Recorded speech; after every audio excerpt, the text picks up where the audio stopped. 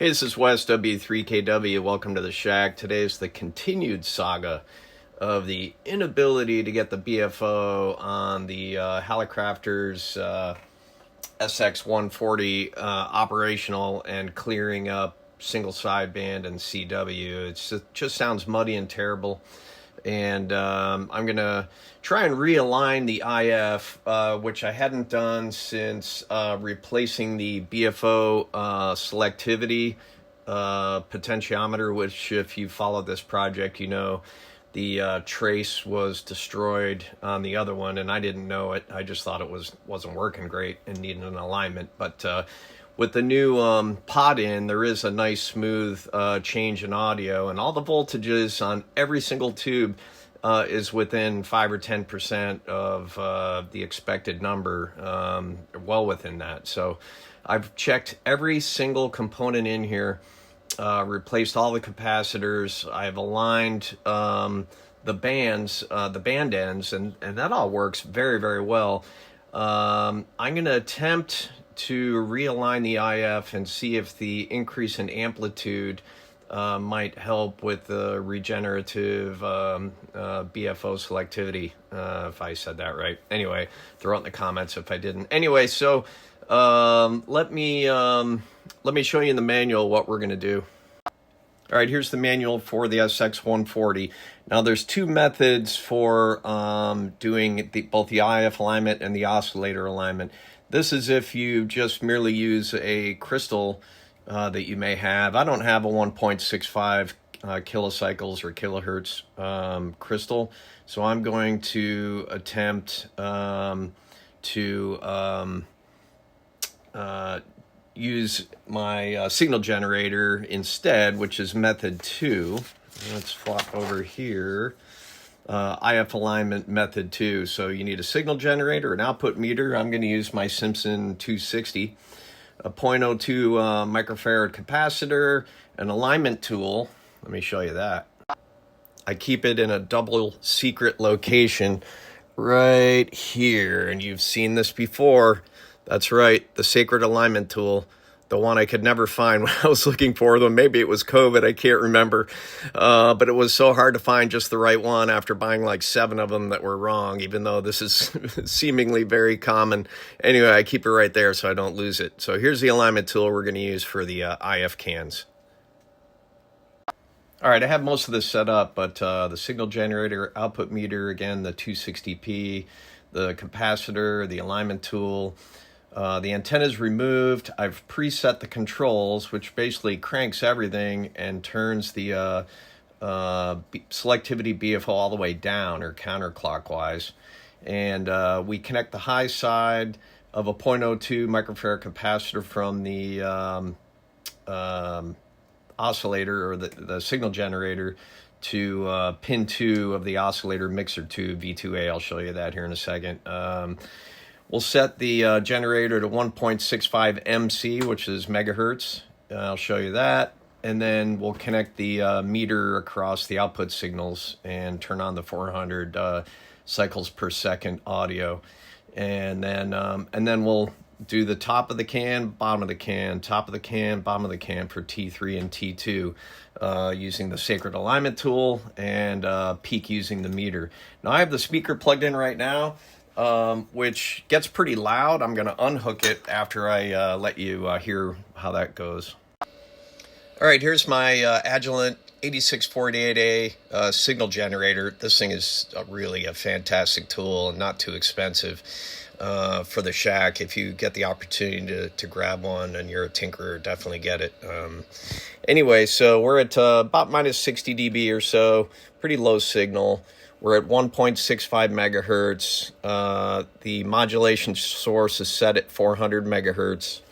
Right now I have the speaker hooked up, which I will disconnect after I demonstrate how loud it gets, which is why the manual says do this with an output meter, they call it. But basically, we're going to put the Simpson 260 across the speaker outlet and just measure the voltage and peak it. It's super easy to use an analog meter for peaking an IF can because all you have to do is watch the direction of the needle ways or than watching numbers go up and down. All right, anyway, so we've got the low side of the signal generator to chassis, and of course the meter to ground. The other side of the meter is the speaker output, and then we're going to put the high side of the generator on pin 2 of V2A. I'll show you where that is. That is this tube right here, and we're powered up, so we got to be careful here. And I'll put this on pin 2. Okay, and you can hear the output. You know, here's the voltage. But when I turn this up to the recommended level, what do you hear how loud it gets? I mean, it's so loud, it's hard to talk over. So I'm not going to do that for you. So let's disconnect the speaker, and we'll just use the meter to peak the IF cans. Whew, okay. That's better. And if you notice, I'm using my new kickstand on the Simpson 260, which keeps it at a really great angle when you're using it on the bench. I don't really set it up high somewhere in the background to use it. I just bring it out when I need it. So hopefully it stays on. It does fall off after a time, but it works great for when you need it on the bench. So, all right, you can see we have some meter output here. And I'll reset the camera here, and we'll tweak the IF cans, which are right here. So these will be the two bottoms, and then, of course, the two tops are on the other side. Okay, so we're going to be adjusting T3, the top, and then the bottom, and then T2, the top, and then the bottom. And then we're going to repeat step 6 over and over until they're as high as we can get them. In my experience, it takes just 1 or 2 tries, and it's perfect. It's actually already going to be probably very close from the previous time I peaked it, but we'll see. Maybe it's off after the repair. So let's take a look. So here in the manual, we'll locate them. T3 is closest to the edge of the chassis, and T2 is closer to the center. So we're going to do the one on the edge first on top, then the bottom, then the one closer in on top, then bottom, and then maybe repeat one time and peek it out. So here where we are in the schematic. Here's T2 and here's T3. And you can see usually the plate output of one section is joined to the grid of another using a capacitor, like in a guitar amplifier, for instance. And in this case, we're using an LC transformer, which both converts the impedance mismatch here, but also becomes basically a filter here, which gets rid of unwanted signals and allows the signals that you do want to enter the next stage, right? And then out of the plate into another one that's tuned, which again further helps the impedance matching and peaking the IF, right? Getting rid of the unwanted signals, peaking the desired signals, and then off to rectification over here at the 6T8A. Nuts! We don't get to use the sacred alignment tool. I forgot it's a little screwdriver. So let's go to the 9-piece anti-static alignment tool collection. We need a screwdriver attachment with a rather thin shaft. Looks like this one should work. Let me just make sure it fits in there. It does, and it engages. Okay. All right, here we go. Okay, top side of the T3 can, and we're looking at the meter here. I turned up the signal generator output just a little bit. Let's see what we can get. Oh, look at that. That looks pretty good. I think that's as high as I can get it. And then to the bottom of the can. Got a little more. Okay. Changing components did affect it just a hair. I think that's as high as I can get that one.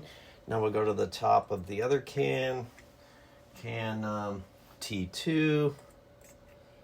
I get the tool on it.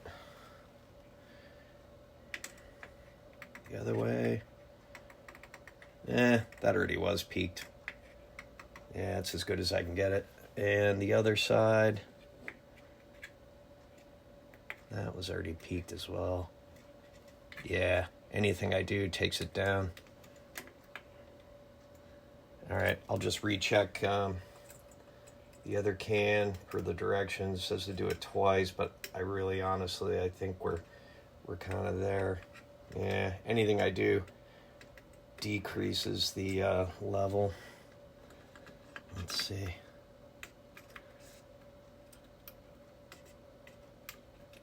Yeah, I gotta go, yeah, this one's a little sensitive.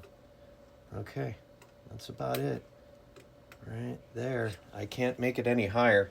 So, let's unhook everything, hook the speaker back up, and see if we've gotten any improvement in the BFO, cleaning up the muddy single sideband and CW. If you're wondering why I'm not also doing a realignment on the oscillator section, is that's really for dial tracking. And the dial tracking on every band on this is really spot on. I don't think I could get it any closer, and nothing that I've done in the repairs since that will have affected the band spread in any way. So we're really concentrating on this section right up in here, the mixer and the IF amplifier. So anyway, let's see if we have had any improvement. Well, unfortunately, it doesn't look like we've had any improvement. There was a QSO right here a second ago. Let's see if I can find another one.